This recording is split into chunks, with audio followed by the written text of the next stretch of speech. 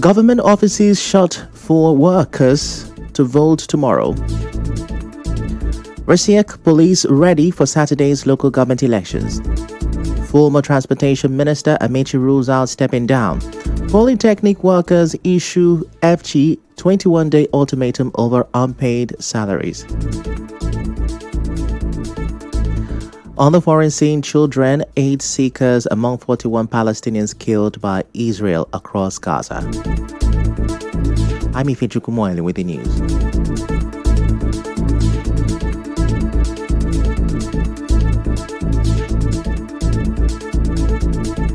Civil servants are packing their bags and going home now. This is as the Rivers State Sole Administrator, retired Vice Admiral Ibokete Iba, said all government offices must close by 12 noon today. Acting Head of Service, Dr. Iyingi Brown, explained it is to give workers time to travel and vote in tomorrow's local government elections. Heads of offices have been told to inform their staff, and everyone must follow the order. Meanwhile, it is just over 24 hours before Rivers people go to the polls to select leaders to administer governance in the 23 local government areas of the state. One major concern for every election is always security. However, the Rivers Police Command says it will remain professional throughout the process. Commissioner of Police Olubenga Adeboju gave this assurance on Thursday at the Interagency Consultative Committee on Election Security briefing in Port Harcourt. We all here are going to participate fully, and we want it to be a success.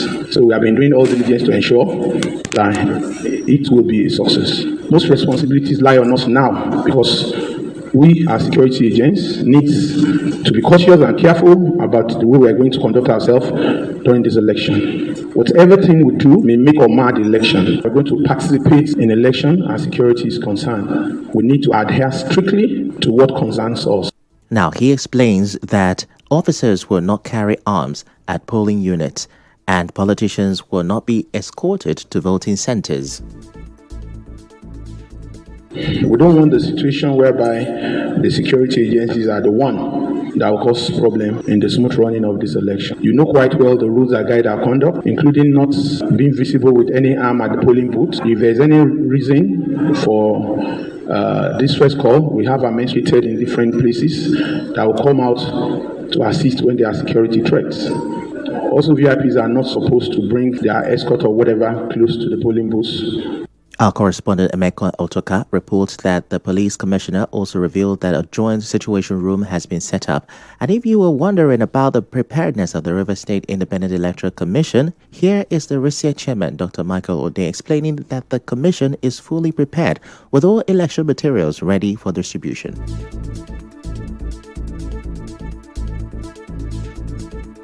We are here to assure you with the Commissioner of Police that we have really almost concluded to launch into Saturday. In terms of electoral materials, we are very good. All procurement have been done. As a matter of fact, movement of non-sensitive materials starting today, accompanied by security agencies. Every LG has been allocated a truck. But Saturday's local government election is not without legal tussles. A candidate of the APC in the 2015 House of Assembly election, Chima Nnokam, and 4 others have gone to court to stop the Saturday's local government elections in Rivers State. They filed a suit at the State High Court against Risiek, the Attorney General, and 2 banks. In the suit, they argue that the Risiek chairman and members were not lawfully appointed. They want the court to declare the elections unlawful for not complying with the Electoral Act, stop Risiek from accessing funds, and reinstate the Justice Adolphus Enebeli-led commission, whose tenure, they say, was cut short. In the meantime, executive and chairmanship candidates of the Emeka Bike-led APC are also asking the courts to compel Risiek to recognize them. Party spokesperson Darlington Wuju told our correspondent Shobi Oruware that they want the elections stopped until their candidates are included. We have made several argumentations concerning some of the administrative lapses that we noticed with the research. Obviously, they are determined to progress in error, so it is better that we submit ourselves to a court process for the court to now determine if the research has powers to reject validly nominated candidates for the forthcoming elections. Uju also had more to say. If they do not have such powers, it simply means that whoever has been so recognized before now is an effort in futility. The suit is for a consequential order, demanding that without the recognition and publication of the names of those validly nominated by us, that the election should not go ahead. Still on the local government elections, the Rivers State High Court in Port Harcourt has dismissed a motion ex parte filed by legal practitioner William Stanley seeking to stop the August 30th local government elections. The suit filed against President Bola Tinubu, the Attorney General of the Federation, the Rivers State Independent Electoral Commission (RISIEC) and its chairman was thrown out by the presiding judge, Justice Stephen Jumbo, for lack of merit. Justice Jumbo, however, granted an application for substituted service on the defendant, but ruled that the council elections must go on as scheduled. The case was adjourned to September 10th for hearing on the substantive matter.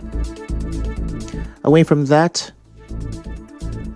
Rivers politics, but still within the 2027 race, former Minister of Transportation Chibike Amechi says there is no retreat, no surrender in his quest to contest the presidency in 2027 under the platform of the ADC. In an interview with the BBC Hausa service yesterday, Amechi said he will contest the ADC presidential primary and hopes to win so that he can face President Bola Tinubu in 2027. He said he is not stepping down for anyone. He maintained that every aspirant in the party has the right to seek the ticket, describing the contest as healthy for internal democracy. Meanwhile, in the NNPP camp, former Kano State Governor Rabiu Kwankwaso has dismissed rumors of an impending defection. At the party's NEC meeting in Abuja, Kwankwaso reaffirmed his loyalty to the NNPP, insisting the party is doing well in Kano and other states. The 2023 presidential candidate admitted that many came to the meeting expecting a major decision about his political future, but he explained that any talks concerning 2027 will be collective because he believes in party supremacy. And from the PDP angle, Bauchi State Governor Bala Mohammed says the party is considering former President Goodluck Jonathan and former Anambra State Governor Peter Obi as possible presidential candidate in 2027. He described Jonathan as the most celebrated politician today and suggested that Obi could clinch the PDP ticket if he returns to the fold. So that he talks with Obi, Fertilizer and Fred. Other leaders, including Oyo State Governor Seyi Makinde, are also free to contest. Still to come, Polytechnic workers issue ultimatum to federal government over unpaid arrears. Stay with us.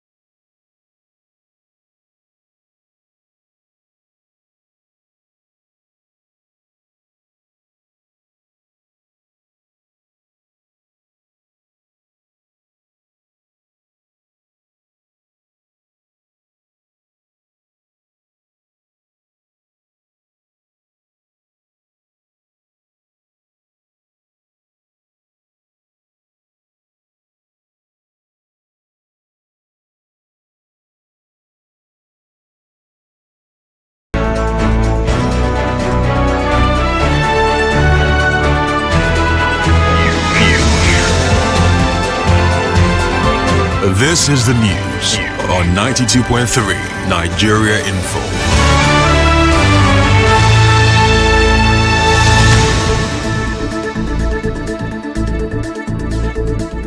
You're welcome back. Now, the president of Apex Socio-Cultural Organization of the Ogoni People, Kagote, Emmanuel Deya, has commended the federal government for what he described as a sincere commitment to addressing the concerns of the Ogoni nation. Speaking during the 35th anniversary of the Ogoni Bill of Rights, Mr. Deya said the establishment of the Hydrocarbon Pollution Remediation Project HYPREP marked a watershed in the history of the Ogoni struggle. He noted that the environmental cleanup, mangrove restoration, water project, electrification and healthcare facilities under HYPREP are tangible evidence of the government's responsiveness. Deya, who was recently appointed chairman of the Ogoni Trust Fund, however, cautioned against what he called self-serving agitations by some youths. He argued that many of those raising their voices lack historical knowledge of the struggle and sometimes undermine genuine progress. He stressed that political justice for the Ogoni people cannot be achieved through declarations or media campaigns, but through negotiations, coalition building, and strategic engagement. He urged emerging Ogoni leaders to build personal capacity, foster alliances beyond the Ogoni ethnic nationality, and embrace unity. Turning now to community concerns, the President General of the Ekinibu clan in Apara Kingdom, Obiakpo local government area, Ezekiel Bobby, has urged the Rivers Police to cease what he describes as an invasion, intimidation, and indiscriminate mass arrest in the Rumiwo community. Bobby, in an interview, expressed concerns that the police's actions could deter members of other communities from actively combating drug abuse in their areas. While acknowledging that the Rumibo youth may have mishandled effort against drug abusers, Bobby appealed to the police to consider summoning community leaders for discussions rather than resorting to mass arrest, which he believes instills fear among the elderly in the community.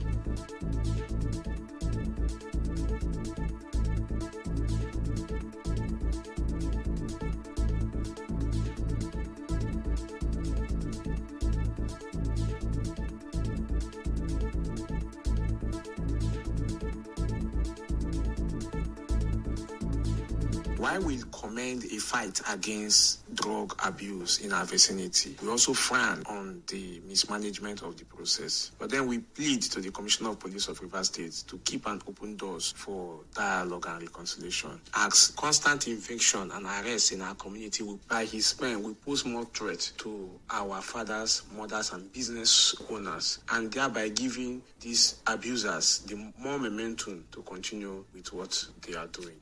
Why we commend. And now on the education front, the government wants to stop the Academic Staff Union of Universities ASU from going on strike. Yesterday, they agreed to look again at the old 2009 agreement that teachers are complaining about. The Education Minister, Dr. Tunji Alausa, said they didn't fully sign that old deal, but they have now set up a small team of 7 people led by Mr. Abel Enito to prepare what the government will offer back to the teachers. Acknowledging the government's promise to review the agreement, many ASU chapters resolved to return to the negotiation table. Similarly, members of the Senior Staff Association of Nigerian Polytechnics have issued a fresh 21-day ultimatum to the federal government to address all lingering issues with the workers or risk a nationwide industrial action. The 21-day ultimatum, which began on August 27, 2025, was contained in a communique issued at the end of the association's 77th General Executive Council meeting held at the Audu Bako College of Agriculture, Dambata, Kano State. The Polytechnic workers demanded the release of the new scheme of service, constitution of the renegotiation of 2010 Agreement Committee, payment of all old arrears, and the release of the 2023, 2024, and 2025 needs assessment funds. And now we move to business. The country lost between $300 million and $500 million monthly while the Port Harcourt refinery was operating. Group Chief Executive Officer of the Nigerian National Petroleum Company Limited (NNPC) refinery was operating. Group Chief Executive Officer of the Nigerian National Petroleum Company Limited (NNPCL) Bayo Ojulari said this on Thursday.